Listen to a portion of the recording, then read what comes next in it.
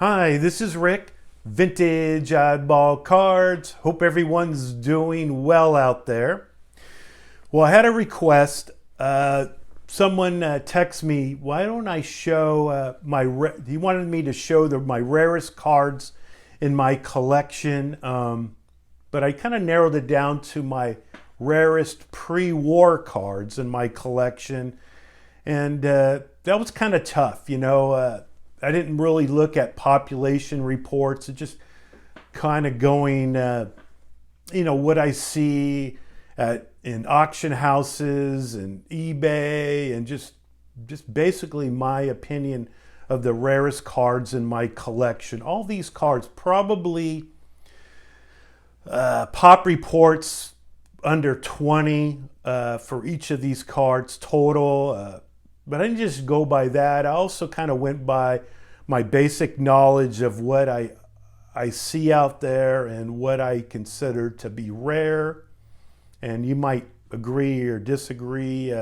I could show you a lot of different cards. I just love to collect the rare stuff. It doesn't even have to be a Hall of Fame player. It could be a common player.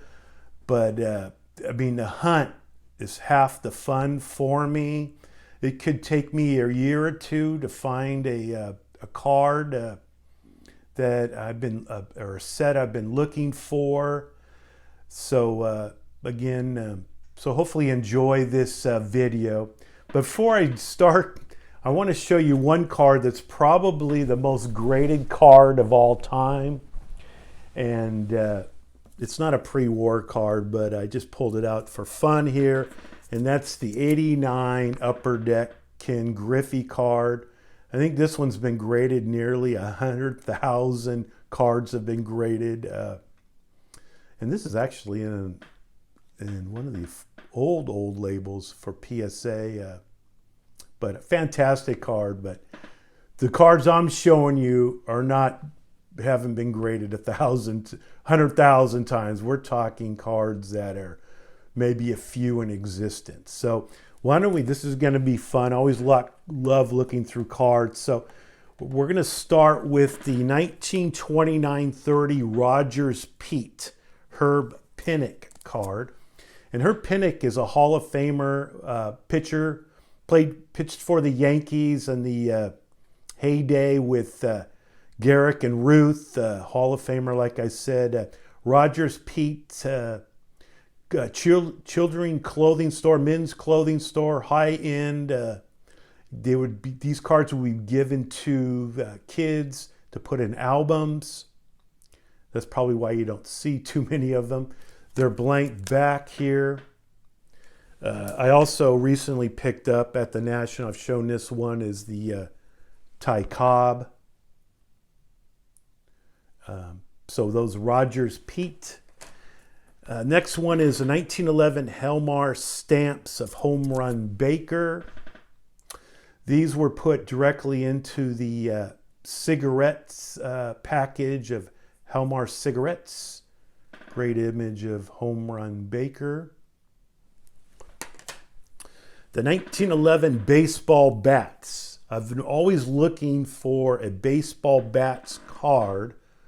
I'm really looking for the Chrissy Mathewson, but next best thing is the Walter Johnson. These were cut directly off the box. And Pop Report, if I remember right, SGC doesn't even show that they graded this card. There's like 0 cards for baseball bats of Walter Johnson that they've graded. So obviously they graded this one. It just doesn't show on their list. PSA, I don't even show PSA's even graded one. So that's how rare this one is to be graded. So the baseball bats, Walter Johnson. I actually recently saw an original photo that was used for this particular, this image. And it went for like $3,000-$4,000. So anyway, very cool baseball bats. Next here we have 1929 liter novelty of Lefty O'Doul. These were placed in a candy box. Definitely rare. Picked this one up at the National a few years ago. So Lefty O'Doul should be probably in the Hall of Fame. Basically, ambassador. I think he's actually the one that named the Giants, the Japanese team, the Giants. Gabby Hartnett, Bagar chocolate. I believe that's how you pronounce it. It's a Cuban issue. Smallest card you're ever going to see. There's 180 to the set. You would turn in the 180 to receive a prize. Again, probably that's why it's rare, is you would turn these in. You can see the little Bagar chocolate on the back here with a Sports Collector Digest. You don't see these very often, a grading company years ago.